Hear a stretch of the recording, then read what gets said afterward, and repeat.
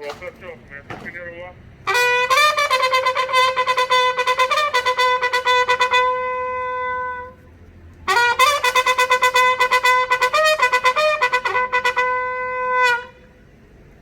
समन्कार बगल sir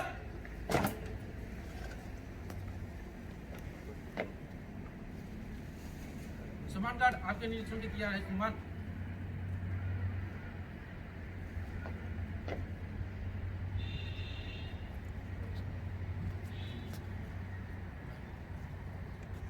समन्कार line turn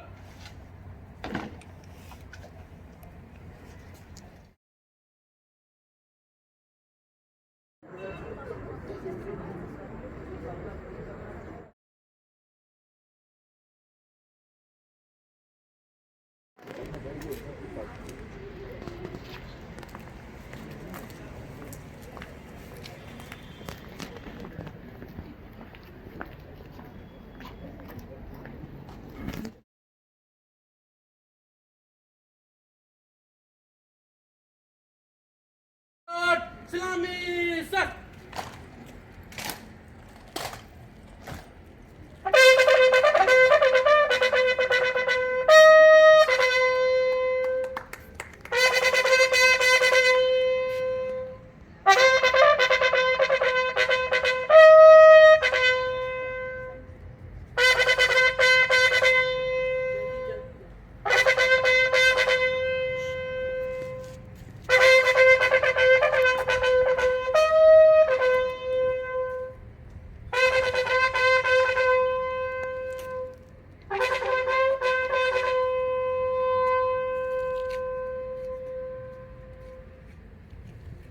Commander, Bagel, sir.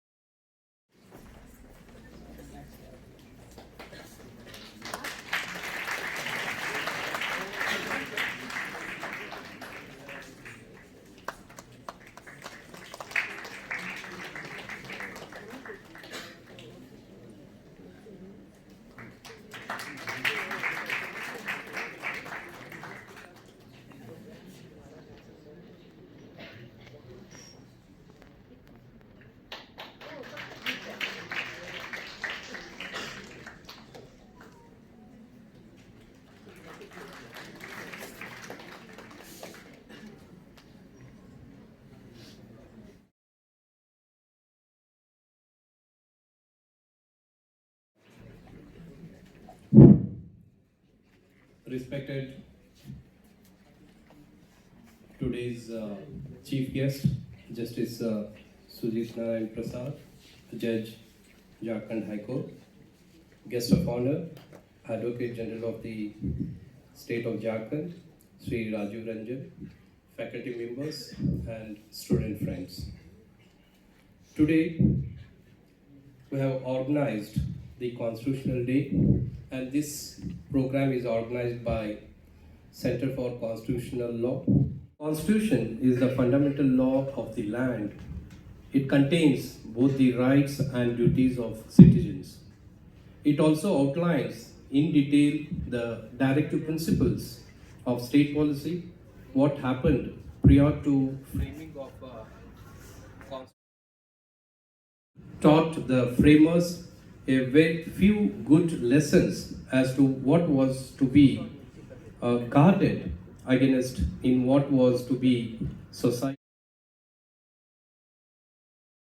Welcome the Justice Sujit Narayan Prasad, Judge Jharkhand of High Court, who continuously to be the pole star for our university and guides us at every step. Welcome you, sir.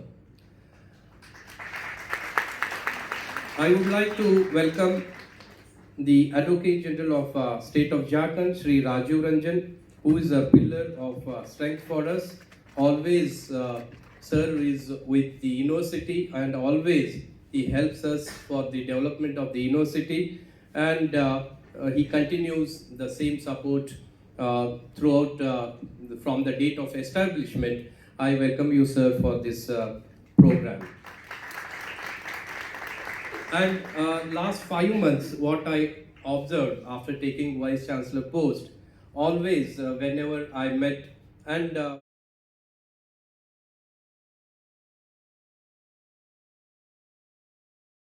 document how to run the country, because at the time of Britishers, the princely states were there, they were governed by their own rules, conventions, regulations. For that purpose, a draft committee was constituted. And the members of the draft committee has visited altogether 16 countries of the world and extracted the best from their constitution, like that of America, Ireland, England, democratic system we are living. To commemorate the hard work of our freedom fighters. So it is our bounden duty as their generation to uphold their wishes, uphold their intention, that can only be achieved if you go through entire constitution in entirety and try to follow strictly. So with this, I will conclude my speech.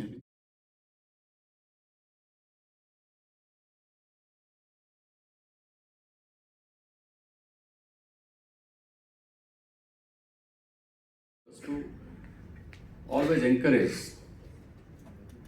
in your pursuit to do research and to find out the historical perspective of everything which happens in the country. What is happening today, there is a history behind it. What happens tomorrow will also be covered by the historical perspectives. So there is no developments in history, there is no development in law, or there is no development in the society which is not influenced by history. Amendments and the developments in the enactment of law was happening during this time. Then came the Swadeshi movement of 1907 and onwards, which also created a lot of upheaval in the legal system of the governance throughout the country, which brought in monumental reforms in 1990, and the first Government of India Act came in 1990, where the polity of the country was divided into the central government and the Governor General in Council and the provincial governments. Then came Government of India Act 1935. Dear friends, when you see our constitution and the articles of our constitution as on today, also find time to take out Government of India Act 1935. Most of our articles are an improvement of Government of India Act 1935.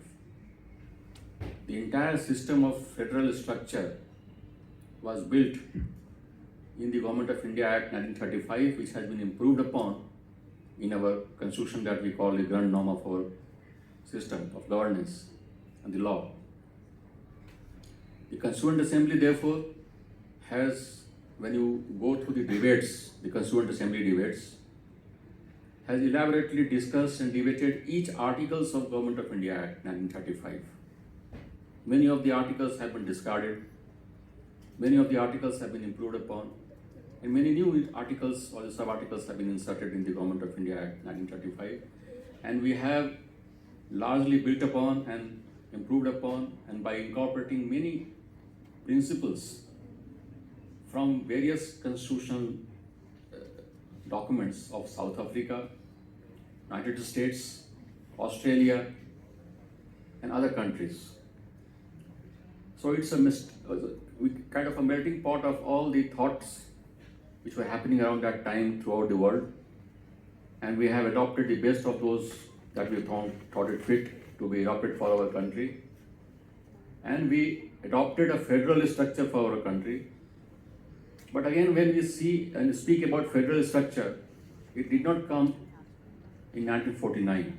because we had already received attained our independence in 1947, and the Constituent Assembly was already debating upon the constitution which was to be adopted. But when we think of republic, this is not a new concept. Republic came to us 540 BC during Gautam Buddha's time in Vaishali, in Bihar, which is also called the first republic of the world. So the federalism and the federal structure and then the constitutional ethos that we have developed over the years is a federal structure with more unitary features.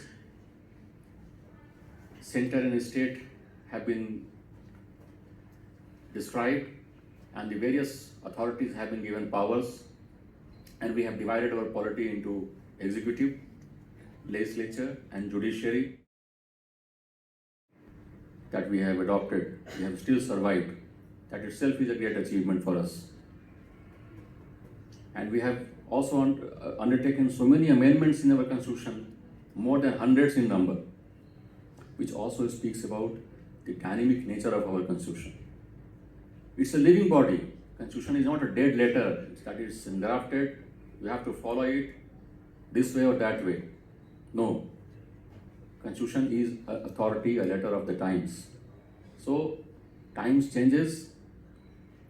The letter and authority also has to be amended. It has to be improved upon, and therefore it is dynamic in nature. And therefore, Article 368 of our Constitution is itself a constitutional authority given to the Parliament to amend the Constitution. Then the Constitution can be amended. Then there are various structures. That Gopalan case came. Then Keswananda Bharati case was a landmark judgment. It still is being followed, which came up with the philosophy of basic structure doctrine. That we can go through the amendments. We can do the amendment, but we cannot change the basic structure. Like we cannot say that now we will not be a republic. We cannot change the entire substratum of the Constitution. We cannot say that now we will become a monarchy, we will no longer be a democracy. So these are the basic structure, doctrine which the Supreme Court was speaking about and well argued at length by a great jurist, Nani Palkhiwala. Basic structure doctrine also has been subject to a lot of debate over the years and is now also currently in debate whether it should be followed or whether it also needs an improvement. This issue or understanding any law, please go into the historical perspective of the law which has led the enactment of the law. It is not merely the preamble of the act or the notes of the act which is relevant. You go through the debates to understand what was the philosophy behind the act or the enactment, what is the philosophy behind the historical perspective, how it has developed.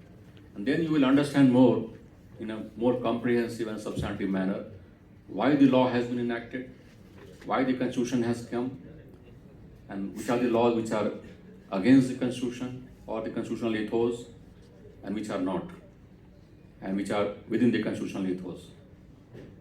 So this is a continuous process and this is a learning institute and ably led by the Vice Chancellor, and I hope you all the best and to understand the entire philosophy of Constitution Day, and I encourage you to do more research and debate a lot so that different thoughts come out and the best will always prevail.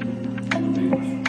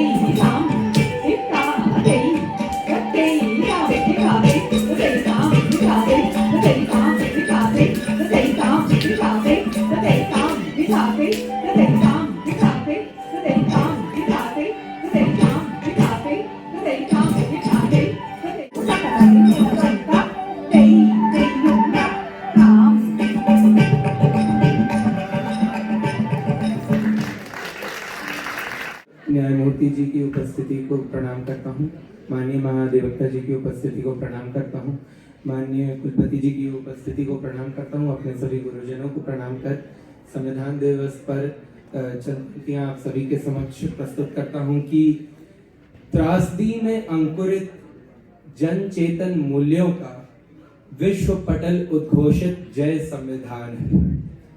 त्रासदी में अंकुरित जन चेतन मूल्यों का विश्व पटल जय संविधान है। आस्था और तर्क का, शक्ति व समर्पण का, राम और बुद्ध का विलय संविधान है। अराजक आग पे पकती रोटी खाते खानदानों का स्वयं भय संविधान है। परम जनहित व धर्म सार निहित समस्त विधानों का समन्वय संविधान है।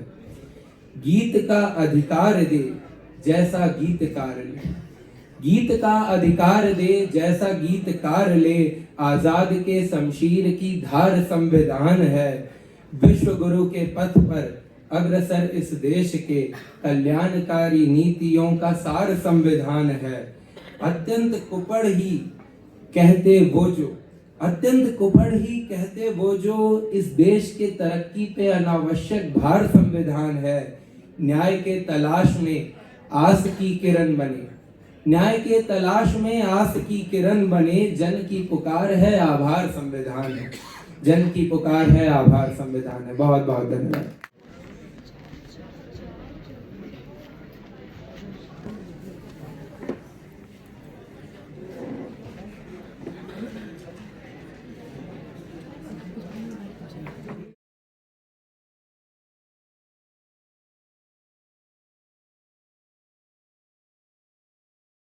सहपाठियों को मेरा यथोचित अभिवादन।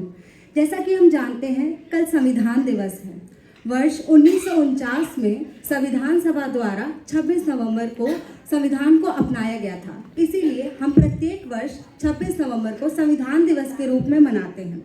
हमारे भारतीय संविधान ने हमें कई अधिकार प्रदान किए हैं और हम समय समय पर अपने अधिकारों की मांग करते रहते हैं और मांगना भी चाहिए। पर कर्तव्यों का क्या? संविधान में जहां हमारे अधिकारों का वर्णन है, वहीं हमारे कर्तव्यों का भी वर्णन है। पर क्या हम अपने कर्तव्यों का निर्वहन करते हैं? आइए एक नाटकीय रूपांतरण के जरिए देखते हैं कि क्या आज के समय में लोग अपने कर्तव्यों का निर्वहन कर रहे हैं एवं जो संविधान वर्षों पूर्व बनाया गया, क्या वो आज के समय में उपयुक्त है या नहीं। नेताजी जिंदाबाद, नेताजी जिंदाबाद, नेताजी जिंदाबाद, नेताजी जिंदाबाद, नेताजी जिंदाबाद, नेताजी जिंदाबाद, नेताजी जिंदाबाद, नेताजी जिंदाबाद। मेरे प्यारे भाइयों और बहनों, आज आपको ऐसे देखकर, मेरे घर आकर, मेरे परिवार यानी आपसे मिलकर मेरा मन प्रफुल्लित हो चुका है। आप जिस विश्वास से यहाँ बैठे हैं, उस विश्वास को देखकर मेरा मन प्रफुल्लित हो चुका है। हम इसी विश्वास के तो मुरीद हैं, हम इसी आपके विश्वास के ऋणी हैं और इस विश्वास के ऋणी होने के कारण जो विश्वास आपने हम पर गत वर्षों में दिखाया है, हम उस विश्वास के ऋणी हैं और उसी विश्वास के नाते हमने जो जो वायदे पिछले साल किए थे और पिछले चुनावों में किए थे, वो वादे हमने पूरे किए। हमने आपसे वादा किया था कि अगर घर में बिजली नहीं है तो हम बिजली पहुंचाएंगे, हमने पहुंचाई। अगर घर में पानी नहीं आ रहा है तो हम पानी पहुंचाएंगे, हमने पहुंचाई। और हमारी माताओं बहनों को जो तकलीफ लकड़ी के चूल्हे में खाना बनाने की, हमने मुफ्त सिलेंडर भी मुहैया करवाए। इसके बाद समाज में जो एक गंभीर रोग है, एक दीमक है जातिवाद का, छुआछूत का, हमने उस दीमक को भी जड़ से उखाड़ के फेंका है। और चूंकि हमने आपके लिए काम किया है, आपने हम पर भरोसा दिखाया है, हम आपसे विनती करते हैं एवं उम्मीद भी करते हैं कि आगामी चुनाव में आप हम पर यही भरोसा दिखाएंगे और हमें और हमारी सरकार को भारी मतों से विजयी बनाएंगे। धन्यवाद। जय हिंद, जय भारत। नेताजी जिंदाबाद, नेताजी जिंदाबाद, नेताजी जिंदाबाद।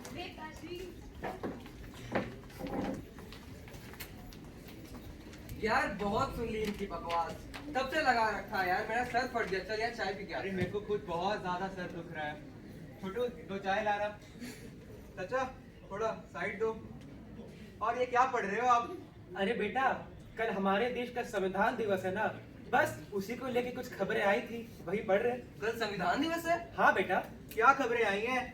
बेटा संविधान दिवस को लेके सरकार ने कुछ योजनाएं निकाली थी, उसी के बारे में छपा है अखबार में। अरे चचा, आपके संविधान की सुंदरता तो पहले पन्ने पे खत्म हो जाती है, पन्ना पलटो तो केवल दंगे फसाद, और कुछ नहीं मिलता हमें।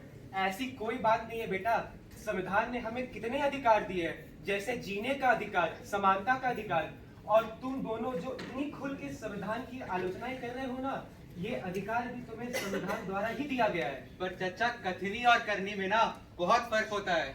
और आपके संविधान को बहुत साल हो गए, आपके सब बुढ़ा हो गया वो, अपने पास रखिए, हमको नहीं चाहिए आपका संविधान। बेटा उस समय की सामाजिक स्थितियां भले ही कुछ और थी, पर संविधान आज भी उतना ही अटल है और इस देश को जोड़े रखता है। चलो बच्चों, आज मैं तुम्हें दिखाता हूँ कि हमारा संविधान कितनी मुश्किलों के बाद बना था। इतनी सुन ली है इनकी, आगे सुन लेते हैं भाई। चल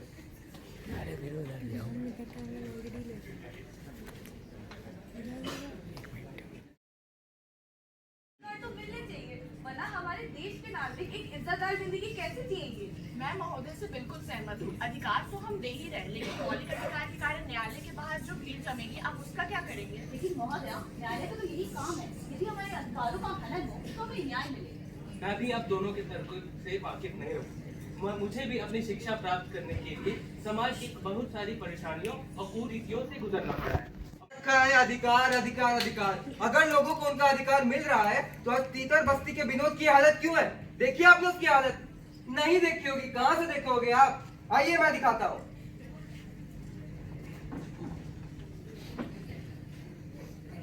प्रणाम मालिक।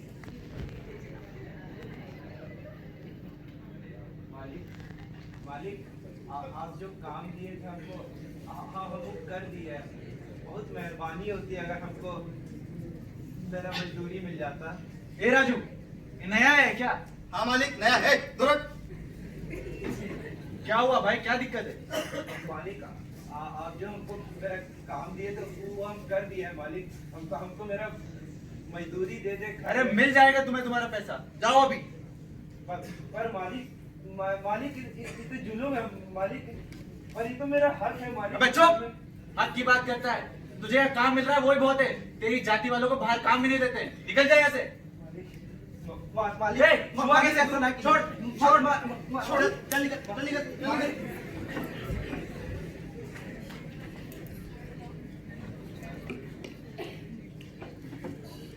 तो ये थी विनोद की कहानी। जैसा कि हमने देखा, वह पूरा प्रयास करता है समाज में मंदिर आ जाओ, दिल को सुकून मिल जाए। सही कहा तुमने। दीदी तनिक जगह दीजिएगा। हाँ हाँ बहन, आओ ना। बहन, तुम नहीं आई हो क्या? हाँ, हम नए आए हैं। अच्छा, और क्या तुमने भी काशी का व्रत रखा है? हम भी व्रत रखे हैं। अच्छा, बहुत बढ़िया। तुम्हारी थाली में फूल नहीं है बहन। हाँ हाँ, शुक्रिया।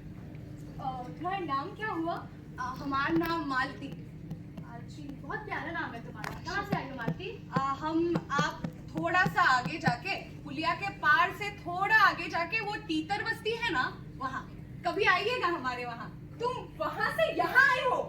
तीतर बस्ती से तुम मंदिर में पूजा करने आई हो? हाँ, धोबी घाट के बगल से जो तीतर बस्ती जाता है वहाँ। तुम्हें सुनाई दे रहा है? तुम क्या बोल रही हो? तुमने पाप किया है हमारे पवित्र मंदिर में घुस के। हम पीछे हटो। हम काम हटो, दूर दूर। हम काम पाप किए हैं। दूर हटो। नहीं, निकलने बोल रहे हैं। हमको पूजा करने तुम दीजिए। जैसे को हम यहाँ घुसने ना दें। झाड़ू तक ना लगाने, निकलो यहाँ से। बस सुनिए तो देखते। हटो तुम। और ये थाली कहाँ से उठाई तुमने? हम घर से लाए हैं। सत्यानाश! हमारी हटो। तुम छोड़ो से। अब पवित्र काशी किसको छू लिया मैंने? अरे मत छुओ, सुधर जाओगी।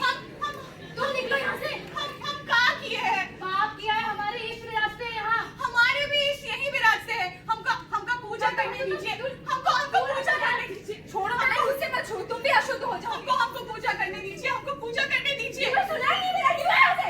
हटो। मंदिर अशुद्ध कर दिया इन्होंने। गंगा जल लेके आओ।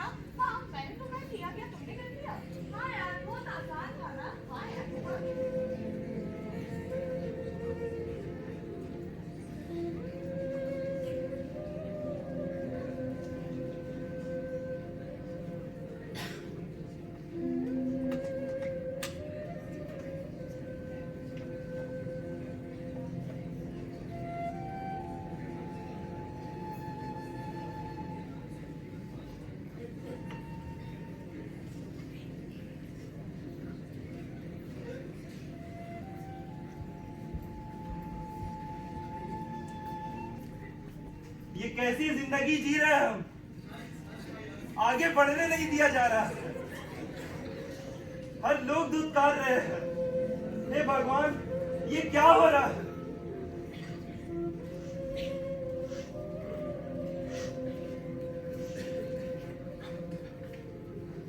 मालती, मालती तुम आ गई? मालती, ये तुम्हारे सर पे क्या हुआ मालती? मालती, मालती, मालती तुम रो? हमारे साथ बहुत बुरा हुआ है। क्या हुआ मालती? हमारे साथ बहुत बुरा हुआ है। क्या? हम मंदिर गए, हमको मंदिर से निकाल दिया। हमको भगवान की पूजा ना करने दिया। हमको धक्के मार के निकाल दिया।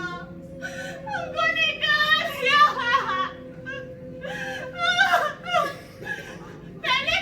पहले गांव से तो हम इसीलिए ही आए थे ना। हमको कुएं तक का पानी पीने नहीं देते थे। और यही यहाँ भी हो रहा है। हम इस समाज में कैसे जिएंगे? सबको हमारी जाति की पड़ी है, लेकिन कोई हमारा सम्मान नहीं करता। हम कैसे जिएंगे?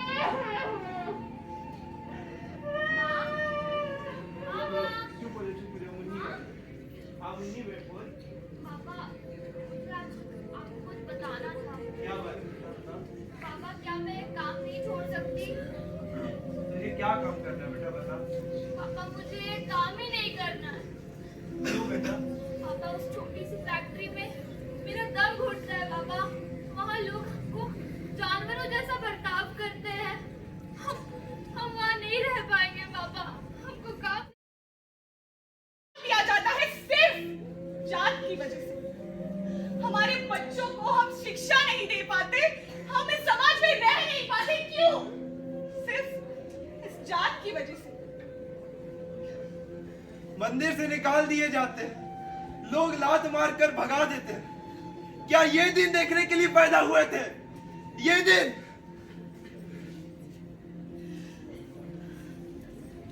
देख लिया अपनी आंखों से। कहाँ है आपका अधिकार? कहाँ है आपका संविधान? अरे बोलने वाले तो बहुत है, ये कर देंगे वो कर देंगे, पर देखने जाओ तो केवल भ्रष्टाचार, दुख दर्द, और कुछ नहीं मिलेगा आपको। और ये एक जगह की कहानी नहीं है, पूरे देश में यही चल रहा है। बेटा, देश में संविधान है तो इतनी बुराइयां हैं। अगर सोचो ना होता तो इन बेचारों को कौन सहारा देता? इन बेचारों की मदद के लिए कौन आता? संविधान ने इनको अधिकार दिए हैं, इनको समानता का अधिकार है, और अधिकार का हनन होने पर ये देश के किसी भी अदालत में जाकर अपने अधिकारों की मांग कर सकते हैं। और अगर ये किसी अच्छे वकील का हनन ना कर सके, वहन ना कर सके, तो सरकार की तरफ से इन्हें मुफ्त न्यायिक सहायता भी प्रदान की जाती है। कितनों के लहू से भीगी ये किताब थी, है शहादत की खुशबू में लिपटी आज भी। अंबेडकर की ख्वाहिश आखिरी, आजादी की जिद थी लिखी, गुलामी को दी मात थी। सत्य लिखा, भरपूर लिखा, मशहूर हर पन्ने में बात थी। ना भगवा ना है हरा, है लहू सबका लाल ही। संविधान मेरा नाम है, संविधान की पहचान भी। संविधान मेरा धर्म है, संविधान मेरी जात भी। देश की तकदीर में अमन लिखा संविधान ने, हर मजहब का सार लिखा संविधान ने, मजलूम और जुर्म के बीच की दीवार लिखी संविधान ने, 47 के ख्वाब को हकीकत लिखा संविधान ने, तानाशाही हर सोच का अंत लिखा संविधान ने, सिर्फ लफ्ज नहीं है इनकलाब लिखा संविधान ने, सारे जहां से अच्छा हिंदुस्तान लिखा संविधान ने। संविधान मेरा नाम है, संविधान मेरी पहचान भी।